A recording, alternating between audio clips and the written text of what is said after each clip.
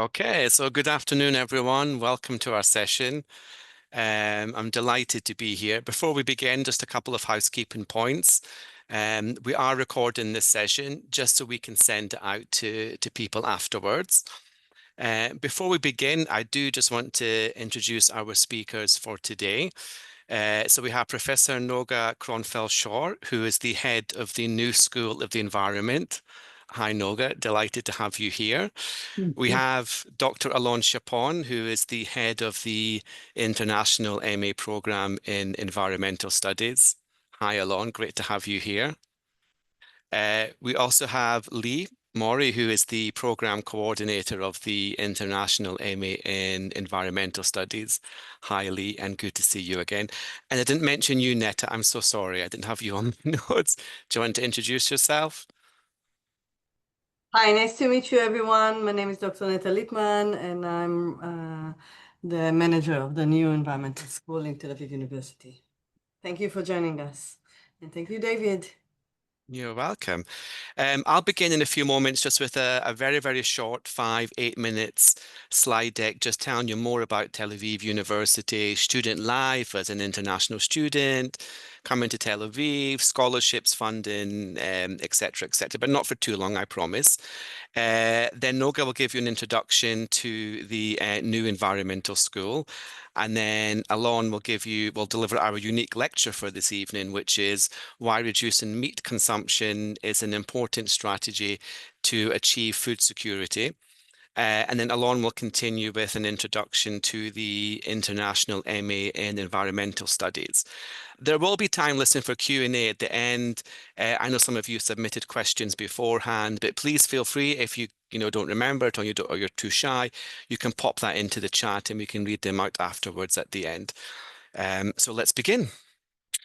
If you don't see my screen, then just let me know.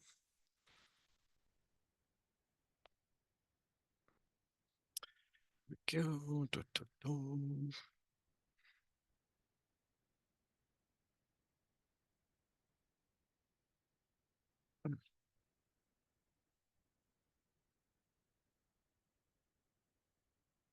Everybody sees my screen? Okay.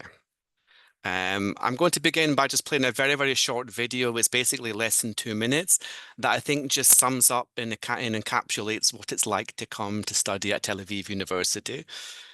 Let me just forward.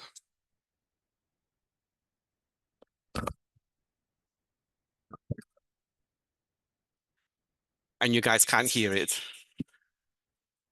I'm sorry. It's a Sunday, so it's... Bear with me.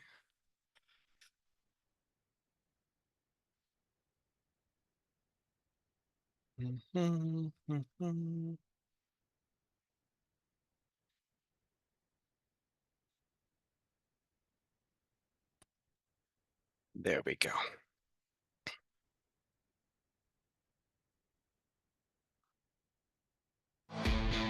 Tel Aviv University International, the only place in the world where you can study Taoism. What is Taoism? Well, it's a local philosophy that says the best way to study is through experience. Understand with your head, learn with your feet. The best way to study a multicultural society is to live in one. Be ready with your elevator pitch. You never know who you'll meet on campus.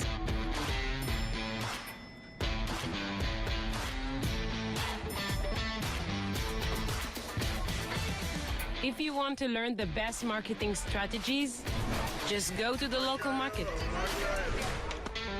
Reading about the startup nation? Write your own chapter.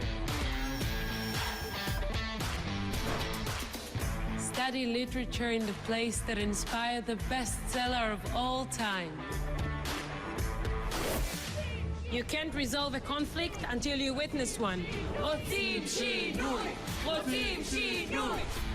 TAU, there is always room for more questions and 400 labs to find the answers. Come experience the wisdom of Taoism at Tel Aviv University International, where first-class education meets a second-to-none lifestyle.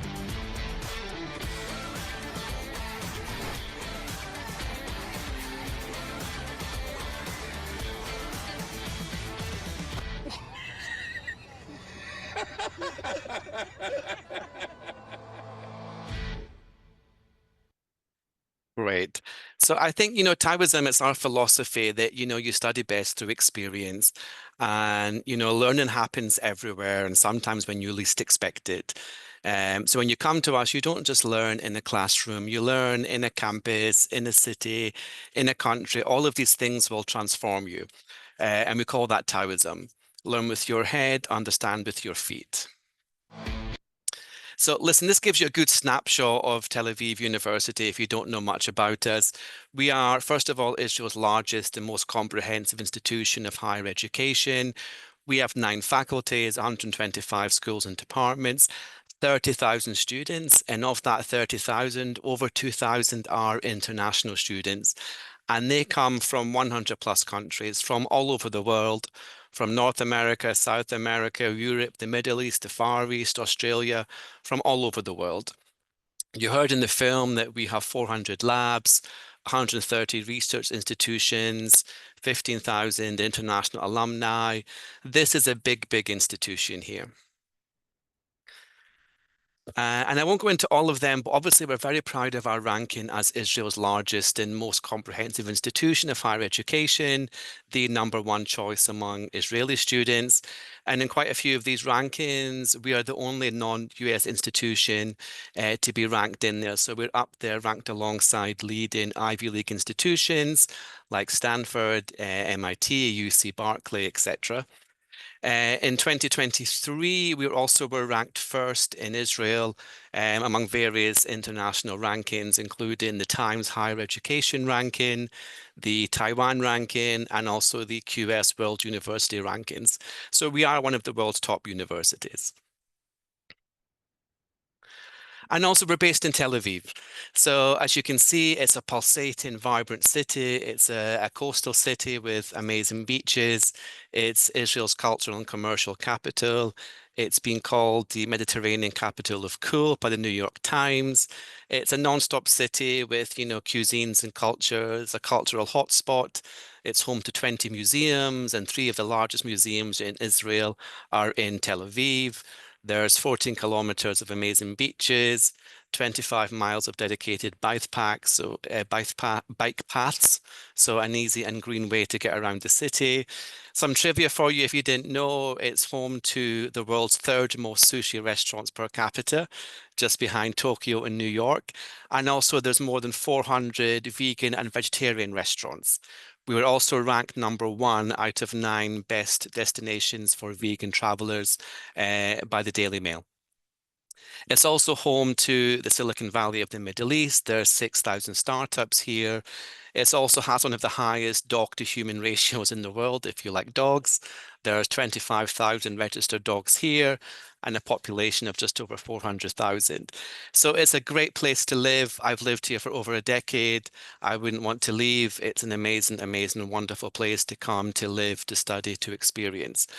I do just want to quickly mention that we just went through 2 weeks of uncertainty and disruption, and we reopened our campus last week following the ceasefire.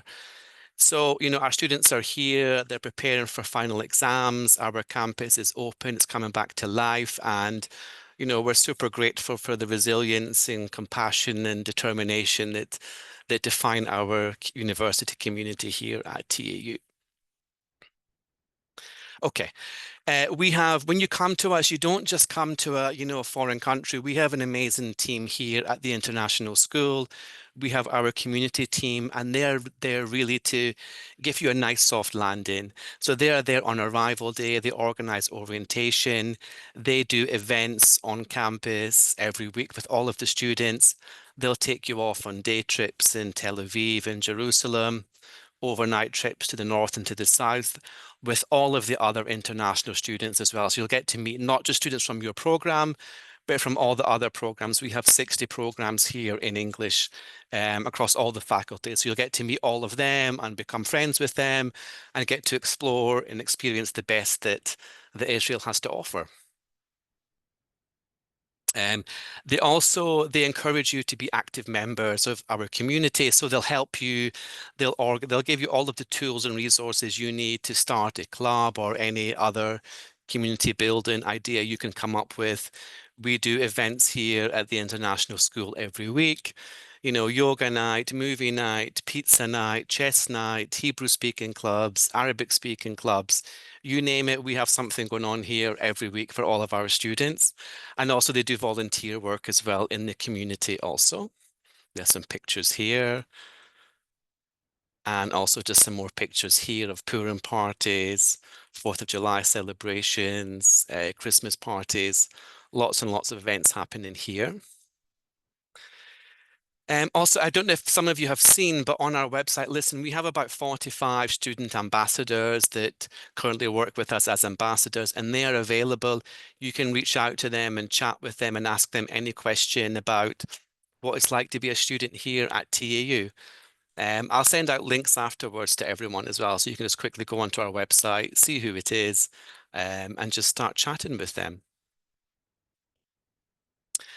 Funding as well. Listen, on our website, we have our own scholarship fund that we give out to students, you know, for each of the programs, and also some specific scholarships for students from specific regions. If you haven't yet looked through our website, I do recommend that you check it out, but we'll send the list to you. And also there, we do list scholarships from external organizations that we work with, or we know and we're close to. So we know other organizations that do give scholarships to students to come to study in Israel. And that can really help bring down the cost of coming to study with us. I'll just end quickly with accommodation. Of course, we have dorms on campus here. There's some pictures there. They all have, you know, study rooms, laundry rooms, Wi-Fi, security, you know, gym access, and everything you need as a potential student is here. There's food courts, there's supermarkets, and you're just 20 to 25 minutes from downtown Tel Aviv. There's a park very close by, a huge shopping center, doctor's offices, post offices, shops, everything you need is roundabout. There's also a new light railway being built, which I'm not sure when it's going to be finished, maybe not by next year, might be a few more years after that, that will help connect Tel Aviv with the rest of Israel as well. So listen, that's me. I hope that's given you sort of a macro level of what it's like to come to study with us here at the university. I'll stay on for the rest of the webinar as well to answer any questions anybody has about what I've mentioned, whether it's student life, it's dorms, it's scholarships, it's funding. Thank you so much for listening to me. I'll just stop my screen. And I'd like to hand over to Noga. Welcome, Noga. Are you? Okay. Thank you, David, and thank you all for coming. I'll be happy if you can open your videos so I will be able to see who I'm talking to. I'll start by introducing myself. I'm Professor Noga Kornfeld. For the last 4 years, I was the chief scientist of the Ministry of Environmental Protection in Israel. And last October, I returned to Tel Aviv University, together with Dr. Neta Lipman here, we are building the new environmental school at Tel Aviv University, or as we like to call it, NES. NES is a miracle in Hebrew, we refer to the miracle of science. The building that you see in the picture is actually the building that we are sitting at. It's an amazing building. It's called the Porter building, and you will stay here quite a lot if you join us. I guess I don't have to tell you why environmental studies are important at this time. I guess that all of you, each in his own country, can feel the influence of climate change already. We see an increase in extreme weather conditions, in pollution. We see ecological degradation, species decline, and storms, fires. And we all understand that without an immediate and deliberate action, these effects will only intensify. We think that this is the most pressing challenge of our time, And this is why both Neta and I decided to take this mission of building a new environmental school. So our vision is to be one of the best environmental school in Israel and globally. We will cultivate the pioneering research that is being already done at Tel Aviv University and empower the next generation of change makers to advance more sustainable and just world, which is rooted in scientific rigor, creative thinking, and a spirit of collaboration. We want you to be the next leaders, the excellent researchers, and we would like to help you take this role. So when we thought about the values that we want to advance at NES, at the New Environmental School, we came up with 4 main values. One is academic excellence. We are a university and we want to have the best students and the best researchers to promote our goals. We also look for creativity. We want to think about out-of-the-box cross-disciplinary collaborations, pioneering multidimensional research themes, and innovative teaching approaches. We are looking to have a lot of synergy, both within the university, but also with governmental bodies and with the industry and with other sectors. Both Neta and I worked at the government until recently, and we have a lot of collaborations with them. And the last is that we want to have impact. It's not enough to be excellent researchers and excellent teachers. We want to change the world for the best. So when we built the school, we built it along 3 main themes. One is research, the other is education, and the third is impact, as I said before. And I'll dive a bit more deeply into each one of them. So the first is research. We think that environmental studies are interdisciplinary studies, and therefore we work with all faculties at the university, including the exact sciences, life sciences, law, humanities, natural history museum. We have an amazing natural history museum at Tel Aviv University, engineering, medical health and sciences, management, arts, and social sciences. And we actually have professors from all of these faculties working with us and are part of the New Environmental School. You can see here the different professors that we have by faculty. So we have 120 professors affiliated with our school, and many of them will teach you and give you courses while you're here. And if you decide to move to a thesis track after your 1 year, each one of them can be your supervisor. We want our graduates to be at the forefront of environmental research and action. And we're planning to develop 4 core attributes. We want to develop system-level thinking, interdisciplinary mindset, analytical depth, and impact-driven students. And we know that some of you would like to be researchers or go at the university or go to or at the industry, but some of you will become change agents, and some will be business leaders and executives, and all of you can work together and learn at our school and collaborate and have connections all around Israel and between yourselves all around the world. Education, we started this year for the first time in Israel 3 undergraduate degrees, 1 double major in environmental science and biology with the life science faculty. Another one is environmental studies, economics, and political sciences. And the third one is a double bachelor degree in mechanical engineering and earth sciences with a focus on environmental studies. What is more relevant for you is the advanced master's degree. We have 3 tracks. You're part of the 3rd track, the international master's degree. But after 1 year, if you would like, you can continue this master's degree into a thesis degree and find a supervisor and do research and stay in Israel for another year. So it's your choice if you would like to finish in 1 year and have the international master's degree, or continue for another year and have a master's degree with a thesis. We have a large team, all working for you to make things easier for you and advise and give you answers to any question you have. You can see all of our team here in the slide.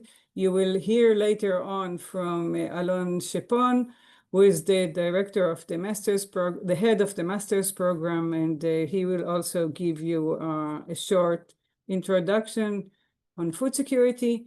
And we are looking forward to have you here joining us, and together we hope to create a future worth living in.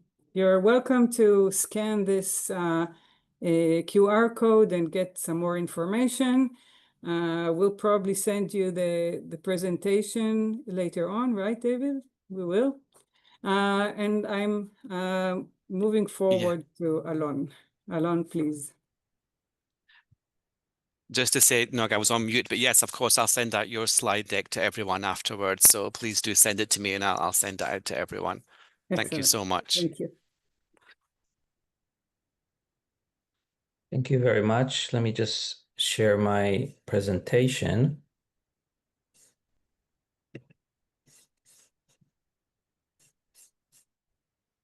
Can you see my presentation? Yep, it's just come. I did see it. Now I just see a white screen, unless that's just me. Oh, now I see it. Now it comes up. Yeah, there it is. Perfect. Okay. So, hi, thank you very much. It's a pleasure to be here and also take the opportunity to talk a little bit about research, to give you a little bit of a taste of what we do here, and especially my work.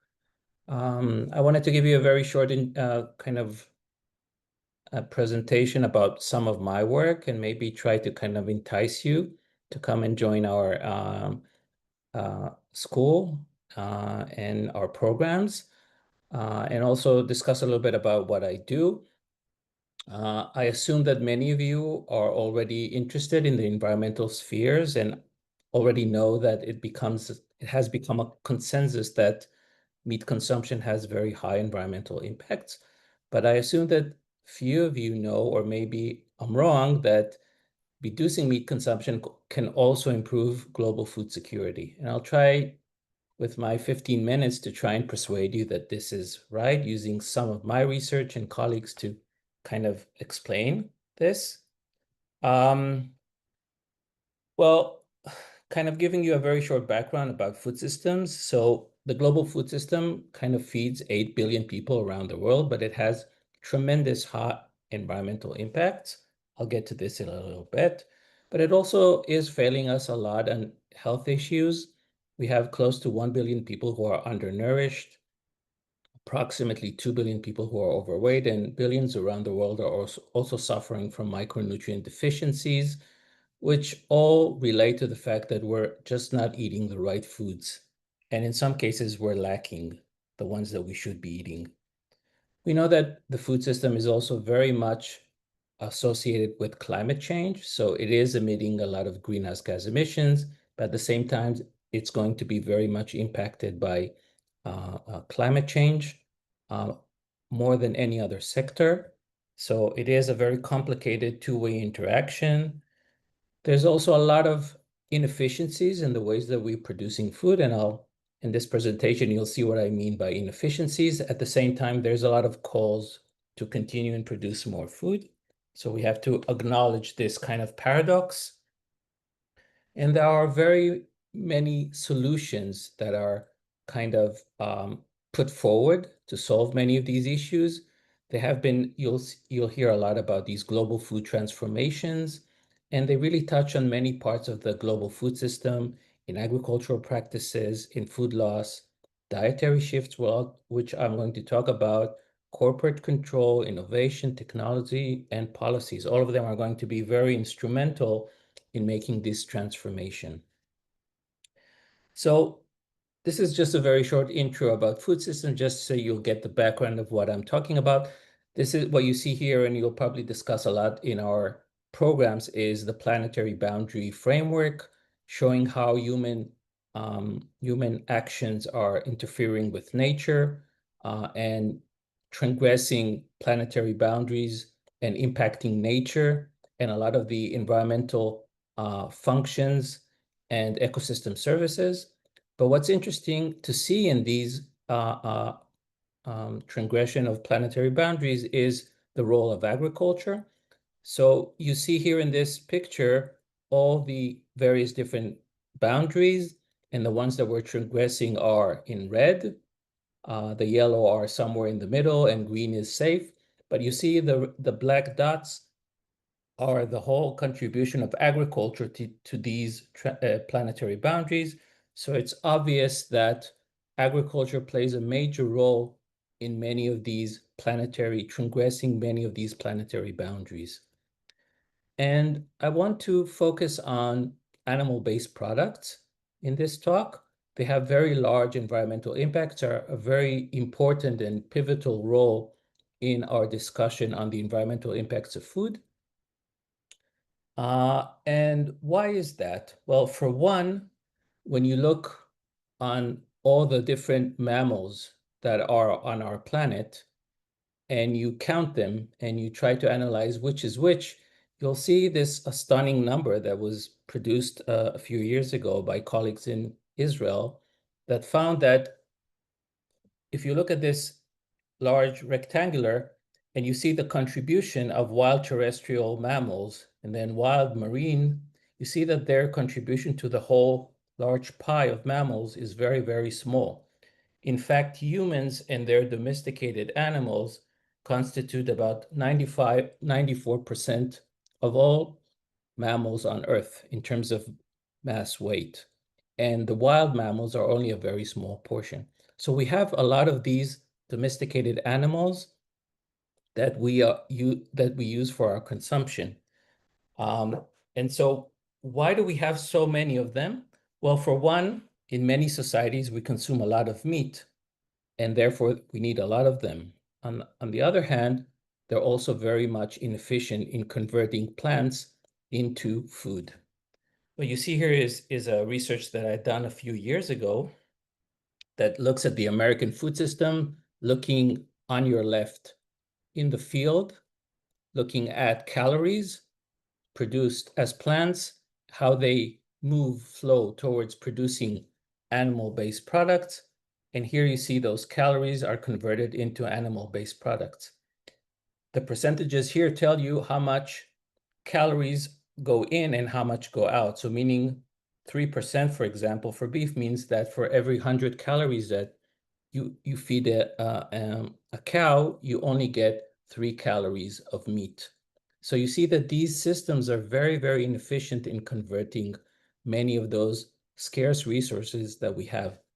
When you look, for example, when you do this calculus also for protein, you also see these very low inefficiencies of conversion. And this, of course, explains why we need a lot of plants to convert into animal food. We need a lot of them, but we get very little. And in that sense, also having a lot of animals means that it's a very large multiplier in terms of the amount of resources that are used across the planet to produce our meat. What's also very interesting in this figure is that it also is a proxy for the very large environmental impacts of animal-based products. So it means that we need a lot of calories. It means that we need a lot of calories coming from the farm. It means that we need a lot of water, nitrogen, and also very large emissions of greenhouse gas emissions to produce a very minimal, small portion of animal-based products. To give you another example, this is a very interesting figure that was produced in a New York Times article a couple of years ago, looking at the Colorado River and talking about the amount of water that is shrinking throughout the years. because of human exploitation of water and, of course, climate change as well.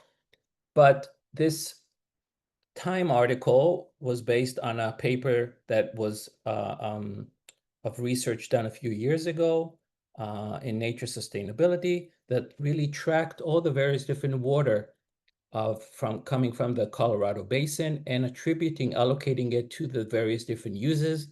You see that about 80% of all water used in the Colorado River that spans 7 states in southwestern United States really goes into agriculture, but most of it is going to feed livestock. It's feeding the plants that then go into feeding the animals themselves. Only a very small proportion of it really goes into the water that the livestock are taking into them. Most of it goes to the feed. And then there's various other crops for direct consumption. And then there is also commercial and industrial uses, which only reflect a small proportion of the water used. So this kind of tells you could start understanding the very large picture of why animal-based products is really inefficient, using very scarce resources to produce the food that we are eating. And of course, in that paper, in the Times, Brian Richter, who is coming from the Nature Sustainability paper, who conducted the research, is actually quoted by saying, we have to be thinking about dietary changes.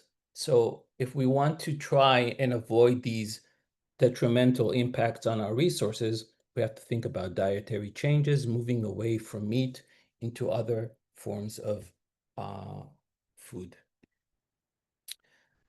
So if we look again at these conversions, again, if you look at crops coming from the field, then of course, when they are converted into animal, there is this very large loss that we've seen in the previous slides. And then there's conventional food. And then this is the amount of protein coming from for the consumers.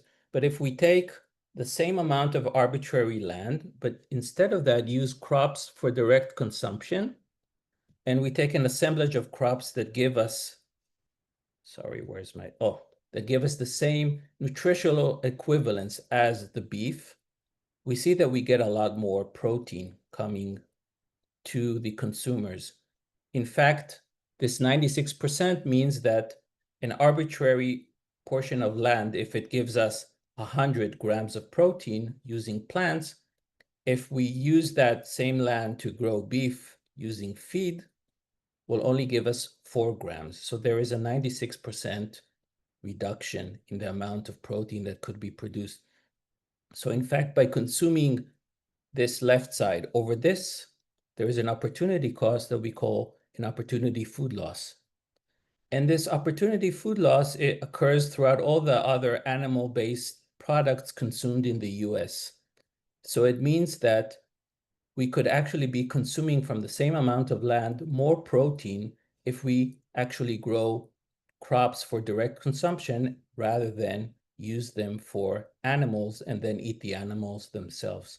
In fact, we found that if the entire American US population would move from the left side consumption to the right side, there'll be so much spared land that we will have enough land to feed the entire American population again. So imagine thinking about food security and the ways that we could produce more food from the same land if we change our diets and reduce the amount of animal-based products that we're consuming.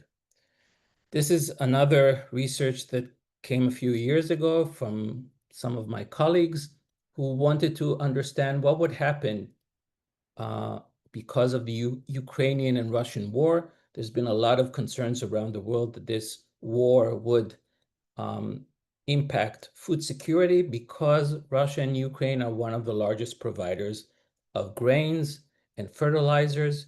And that has raised a lot of concerns in terms of food security, especially in some countries in Africa who are dependent on these grains. What they showed in this research is actually looking at the EU and UK, that is the European Union and the UK, And they tried to understand what would happen if the entire population in those regions would change their diets to what we call an Eat Lancet diet, which is a plant-based diet with some meat, but mostly plants. And what you see here, and I'm just focusing on some of the results, it would actually require large reductions in production of some of these major commodities or foods. And what we can see is, again, those here in orange mean direct dietary changes, and then all sorts of feeds that are used in animal.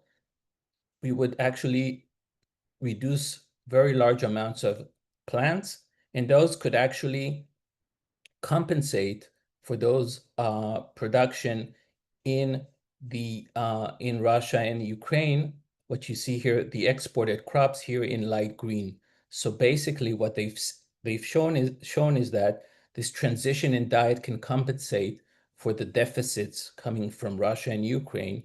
But not only that, it could also do that with an improved environmental performance, because these dietary chains would be moving from animal-based products to mostly plants, which have a lower environmental impact footprint. So just to wrap up my talk, so this seems like a very large leap forward and seems unimaginable that we could make these transitions. And for years, people have been saying that these are very visionary thinking of reducing meat consumption. In almost all societies in the world, people are consuming meat. So how do we get there? Again, it's a very important issue, and it's part of ongoing research of how we make these transitions. So I'll just show some of these ideas, how we do them.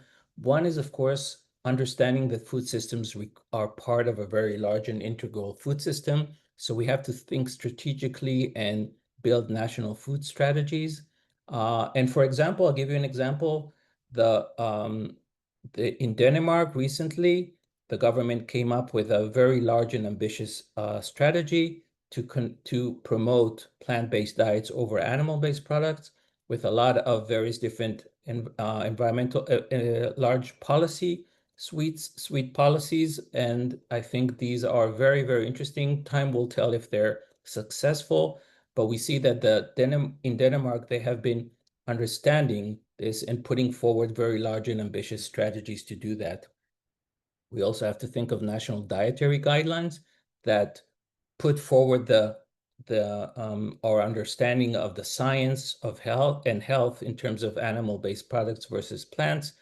And today, there is a very large consensus that plant-based diets are mostly, in most cases, are more healthy. And so we need to promote these types of national dietary guidelines and use all the various tools at our disposal to get people to understand and shift towards these plant-based diets. We could use all sorts of policy tools like taxing and incentivizing the right food to get people to change diets. And of course, these are more market-based solutions, and I think they have been shown to be able to make some of these transitions occur, using public procurement programs in governments and schools to get people to eat more plant-based over meat.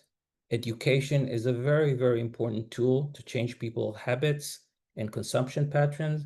And again, there's a lot of work that needs to be done here, but it's not a low-hanging fruit. It sometimes takes years to get these people to realize and make these transitions. And of course, innovation and technology can also help us. So I think with that, I'll end and move to the other presentation of the master's program. Do we have time maybe for a question, or I could leave that afterwards if anyone wants to ask something about this presentation? I'd be happy to answer questions. I'll talk a little bit about the master's, the non-thesis master program that we have here. It's a 38 credit program extended over 1 year, 3 semesters. It brings together students from all over the world to study together about environmental issues, challenges, and ways that we can make the world a better place. Our faculty are top-notch scientists from various different disciplines of environment, as Noga mentioned. Our program has a mix of theory, hands-on fieldwork, and internship. So you get a very nice mixture of all the various different things that you need to equip you with the right tools to challenge and go out to the world and make it a better place. And like Noga mentioned, after this year, you have the option of extending this program and adding a thesis with an additional year if you want to. A little bit about the program. It includes 4 clusters of courses. The first is supplementary courses. It gives you some background in statistics and other tools that will help you throughout the degree. And then we have 18 credit are the core courses that really give you the very kind of foundations for understanding the various different fields of environment, looking at economy, policies, ecology, energy, and water, going out to the field and seeing some of the environmental challenges here in Israel.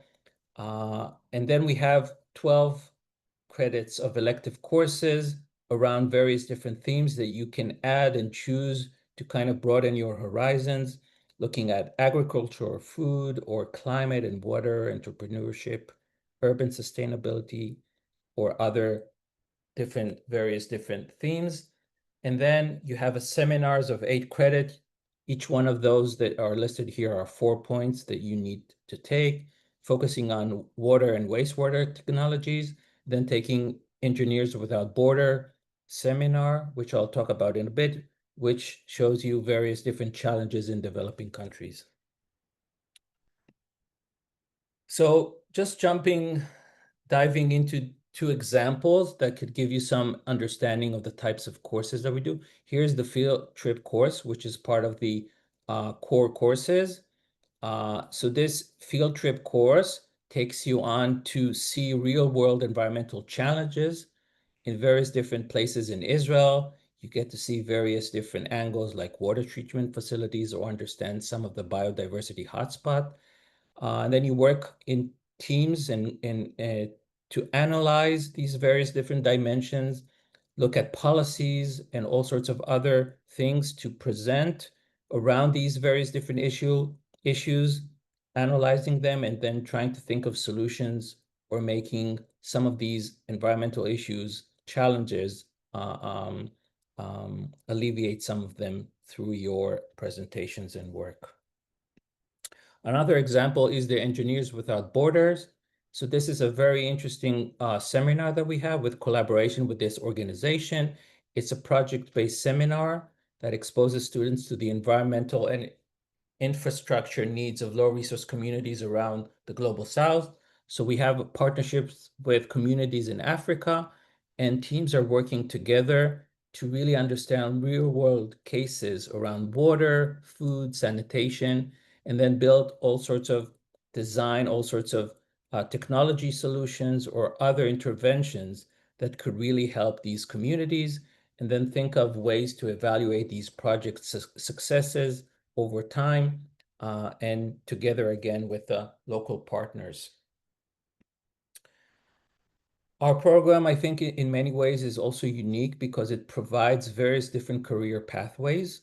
So some of the I would say pathways that we have with our alumni over the years include, for example, being consultants of sustainability, working in NGOs and civil service, or some of you could, again, find your path towards the academia by adding a thesis at the second year. Some of our alumni work in urban planning and smart cities, and then also part of them go into the industry and can end up working in techs, in startups. These are some of the quotes from some of our students and alumni. I'll leave you to read some of them. Maya is working, for example, in Ernst & Young in sustainability division. And then we have Sidak, who actually has been with us and then became an assistant professor in India. So these are the various different pathways that this program could really direct you to various different avenues of environmental activities. So if you're interested, so how do you apply? So we have some requirements in terms of applications. You could be coming from any fields of a BA, a first degree. We accept each one from any different field. You need to have a GPA of at least 3.2 from a 4 scale or 80 on a scale of 100. We need to know proof of your English proficiency, and we require 2 letters of recommendation, with one of them at least coming from an academic background. We'll also require a personal essay where you express why you want to learn to go and pursue an environmental career. And I think these are the requirements. In terms of costs and funding, you have here on your right some of these. So tuition for international students is about $11,000. Israeli tuition is calculated based on the accelerated master's program completed in 1 year. This is for Israelis learning in Israel, but we have many options in terms of scholarships and funding that if you're interested, we'll find ways to help you find these funds. We also have tuition assistance for Olim newcomers in Israel with the Student Authority. And I think that's about it. I think it's time for Q&As if you have either about